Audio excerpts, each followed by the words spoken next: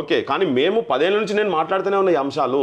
ఇలా కొత్తగా మాట్లాడతలేను. ఇవాళ సోషల్ మీడియా ఇవన్నీ వచ్చి బయట ప్రచారం ఎక్కువగా జరుగుతుండొచ్చు. నేను ఇంతకుముందు పెద్ద ప్రచార సాధనాల ముందడకు పెద్ద రాకపోయేది, వాస్తవం కూడా నేను చేసేది సైలెంట్ గా చేస్తుండే, కానీ పెద్ద రాలేదు. కానీ ఇలా క్వశ్చన్ చేస్తున్నారు కాబట్టి నేను కొన్ని ఆధారాలు చూపించాల్సిన పరిస్థితి నా మీద ఉంది. నా బాధ్యత అది.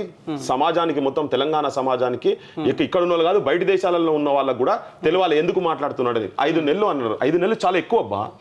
6వ నెల దగ్గరకు వస్తున్నది. ఇక 3 రోజులు అయితే 9వ తారీఖు వస్తే 6 నెలలు చాలా ఎక్కువ కదా. ఒక చిన్న పెన్ స్ట్రోక్ తోటి వీళ్ళ అట్లీస్ట్ కుటుంబాల జీవితాలు బాగుపడతాయి కదా. వాళ్ళకు గత ప్రభుత్వం ఇస్తాన్ని మోసం చేసింది. అప్పటి నుంచి అడుక్కుంటూనే వచ్చినాం. కొత్తగా అడుగుతలేం.